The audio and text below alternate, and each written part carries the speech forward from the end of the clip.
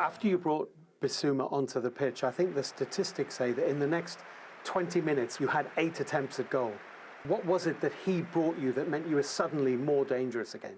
You can have a problem because you change the system and the way that you prepare the way to attack your opponent, but at the same time you can create problem to your opponent. I'm really pleased for Bissouma because I think he's understanding what the team need about his performance. We're probably in that middle ground now where people have given us a bit of praise. The reality is where we are. You know, this season was always going to be about can we get better from nearly getting relegated, and now we're playing against the Champions League team, and sometimes that just shows a little bit, and that's a lesson for us in terms of the work going forward, the consistency, the reality of it as a club. The shape of the team was good, the defensive discipline of the lads, and then 2 big chances. You know, and if you come here with Tottenham where they're at, you're in Champions League in those positions, and you have to take those chances because they change the feeling of the game. That Jimmy Greaves record is 8 goals away now. Everybody is sort of waiting and even now beginning to work out when might he break it.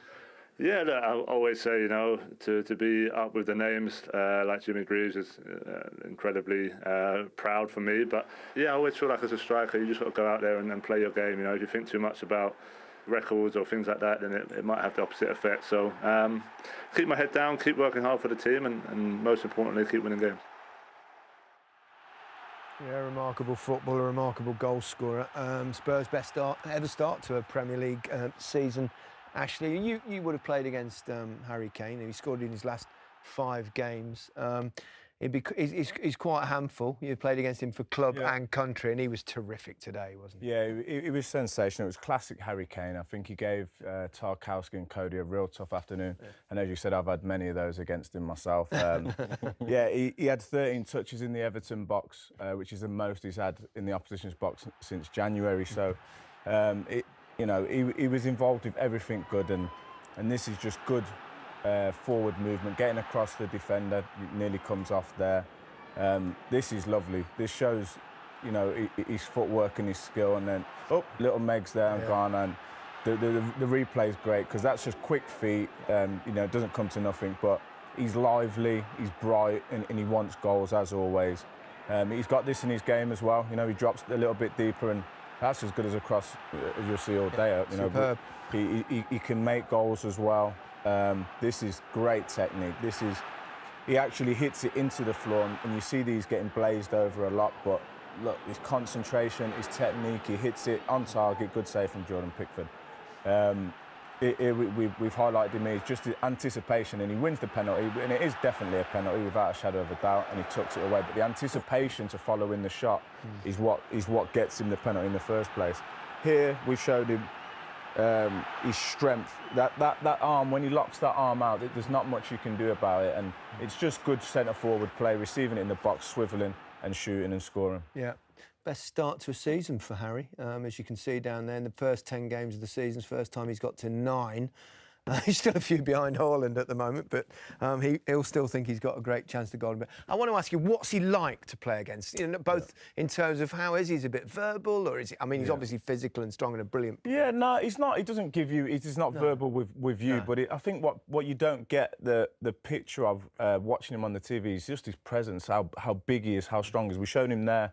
You know, when he does that, it's hard to. You can't really.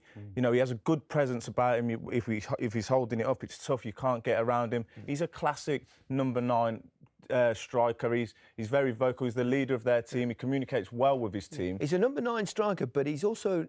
He plays like a 10 sometimes. Does that make it more difficult, though, because you don't know what to do as a central defender? Yeah, he puts you in so much doubt because sometimes he drops in there and you don't really want to go in with him because you've got runners in behind, and sometimes he pins you and he stays up against you, and as I say, he's very strong, so it's a really tough matchup against him. His all-round game is so impressive. Also impressive today was the introduction of Bissouma, who made all the difference. Yeah, he did. I felt like for a while that Spurs have needed to go with a 3 in midfield. Antonio Conte, you know, he sticks with his tried and tested 3 up top, and he's getting the result. So, who am I to say otherwise? But there was a definite change in the way that Tottenham played the minute this man Bissouma came onto the pitch. And what I liked about it straight away is, you know, he's in that deeper role, but Bentancur and Højbjerg then go a little bit higher and occupy the other two midfielders of Everton, which then frees up Son if he wants to drop in deep, because usually when they're dropping deep, they're just running into midfield players, but that extra body, it created more movement for Tottenham, and it gave actually more space for Harry Kane and for Son to operate in.